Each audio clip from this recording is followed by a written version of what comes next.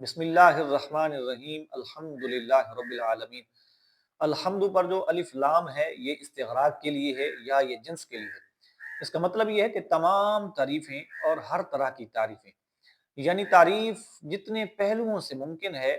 تعریف کے جتنے انداز ہو سکتے ہیں اور تعریف کی جتنی اقسام تصور کی جا سکتی ہیں اور تعریف کے لیے جتنی کیفیتیں آج تک اہل دل نے محسوس کی، اہل دل، اہل لغت اور اہل درد کا یہ سارے کا سارا سرمایہ اللہ کی بارگاہ کے لیے ہے۔ جو بندہ بھی فہم و شعور اور عقل و خرد رکھتا ہے، جس کو بھی اللہ تبارک و تعالی نے سمجھ بوجھ عطا فرمائی ہے، وہ بندہ جانتا ہے کہ اس کے اوپر اور اس کے ارد گرد اس کے ماحول میں اللہ تبارک و تعالی کی اتنی نعمتیں ہیں کہ جن کو وہ شمار بھی نہیں کر سکتا ہے، اور وہ ان نعمتوں کے اوپر اللہ تبارک و تعالی کی حمد اور تعریف بیان کرتا ہے۔ ایک مزدور جب جھلسا دینے والی اور چلچلاتی دھوپ کے اندر کام کر رہا ہوتا ہے، جب ٹھنڈے سائے میں بیٹھ کر اس کو ٹھنڈا پانی میسر ہوتا ہے تو اس کی زبان پہ بے ساختہ الحمدللہ جاری ہو جاتا ہے۔ ایک ایسا بیمار آدمی جو بیڈ پہ پڑا رہتا ہے، جو چارپائی پہ پڑا رہتا ہے، اگر اللہ اس سے شفا عطا فرماتا ہے اور گھر کے صحن میں وہ چل کے جاتا ہے اور چڑیوں کے چہچہانے کی جب آواز سنتا ہے تو بے ساختہ اس کی زبان پہ اللہ کی تعریف جاری ہو جاتی ہے۔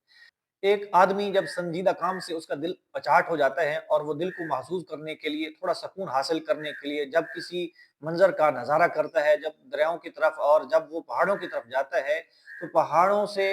تو ابلتے ہوئے چشمے، گرتی ہوئی آبشاریں، برف کے پگھلتے ہوئے تودے اور درختوں کی صورت میں پہاڑوں پر گڑے ہوئے جھنڈے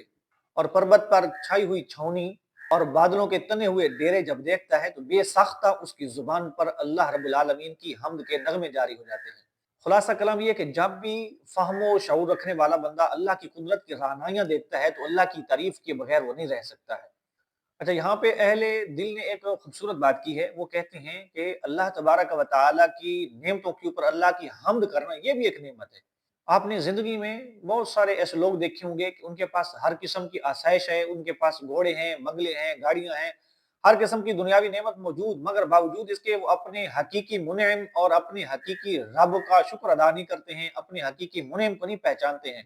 اور اس کے برعکس ایک دہاڑی دار مزدور، نانو شیبہ پہ گزارا کرنے والا اور جھونپڑے میں رہنے والا اللہ رب العالمین کی حمد اور اس کا شکر ادا کر رہا ہوتا ہے، تو اللہ کی نعمتوں کے ملنے پر اس کی حمد بیان کرنا، اس کی تعریف بیان کرنا یہ بھی ایک نعمت ہے۔ اللہ یہ دولت ہر کسی کو نصیب نہیں کرتا، اور جنہیں یہ دولت مل جاتی ہے تو یہ دولت دنیا و آخرت کی دولت سے بہتر ہے، اور جنہیں یہ دولت مل جاتی ہے دنیا و آخرت کی کامیابی اللہ اس کے مقدر میں لکھ دیتا ہے۔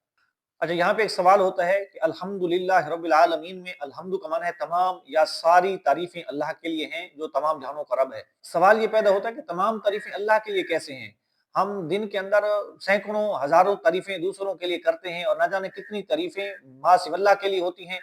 مثلا بندہ کہتا ہے کہ زید خوبصورت ہے، یہ بہت بڑا عالم ہے، تو اب زید کی تعریف ہوئی ہے۔ بندہ کہتا ہے کہ یار یہ پہاڑ دیکھو، یہ کتنا خوبصورت پہاڑ ہے، یہ منظر دیکھو کیسا حسین و جمیل یہ منظر ہے۔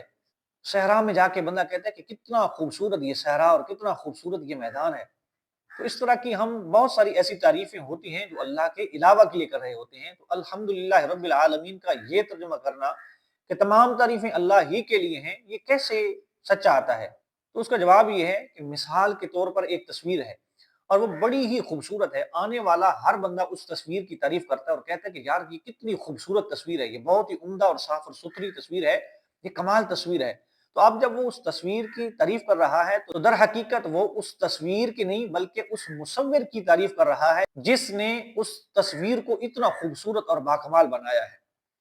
کیونکہ تصویر تو خود ایک بے جان چیز ہے، وہ تو خود بنائی گئی ہے،